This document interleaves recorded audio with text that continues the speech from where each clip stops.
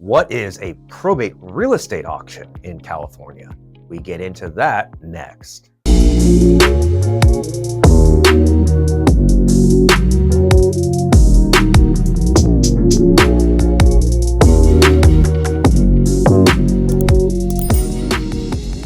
Welcome back to the channel featuring the leading probate real estate team in all of California. I'm Brendan Mohr, Realtor and Certified Probate and Trust Specialist by the California Association of Realtors.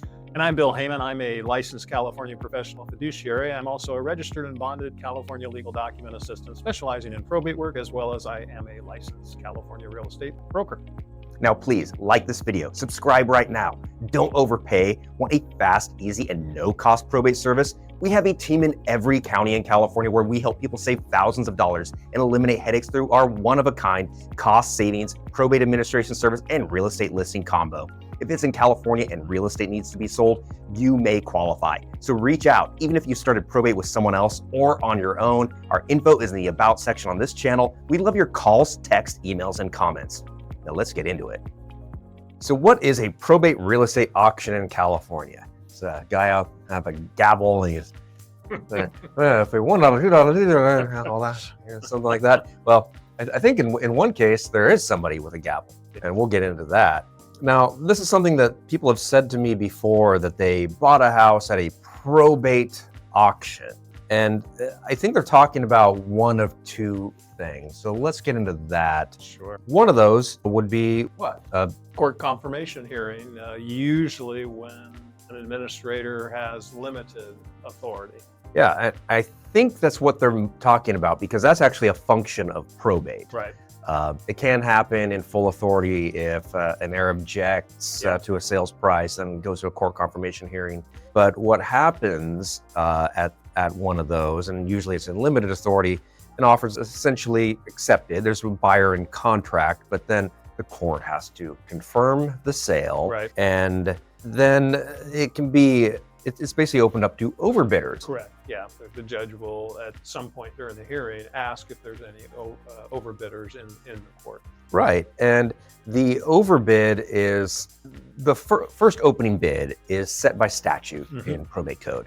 And without, I suppose, the easiest way to say what the starting overbid is whatever the contract price was of that buyer that's in contract, plus 5% of that amount, plus $500. It's actually a ballpark. Yeah, that's very close. That's about how it is. So that'd be the opening bid. So typically at court confirmation hearings, I usually don't see any bidders showing up, because usually that home was marketed at a for some period of time, and that generated the most likely buyer. And the offer that usually comes in to start the court confirmation process, it's usually a market value price. So not too many people are going to want to come in and pay 5% higher than market value. Yeah. So essentially from there, they'll open up the bidding, and then if somebody does show up and they bid that 5% plus 500, then other people can bid after that. Usually they set that at $1,000 increments, and it goes from there. And anyone can attend that hearing. You might find out about it through publications. Right. You can maybe search court website, that kind of thing. There may be some paid service that might compile those for you. And the other thing to remember or keep in mind is that the original buyer who brought the original offer, he can participate in the overbidding too if he wants to. Great point. Now, the bidders must be ready to deposit 10% once the court confirms that sale and they're the winning bidder. And there's no contingencies to protect your deposit. So you got to be sure there's no loan contingency if you're getting a loan. There's no appraisal, no inspection, all that. You need to close on the house, and you need to abide by the contract that you're bidding on. Now, I want to go back on that, because anyone watching this for the first time, most probate sales are not ones that go in front of a judge. Right. Oh, that was my auctioneer. The gavel from the from the judge. The judge is the one who's got the gavel. He goes, "You win." Clack clack.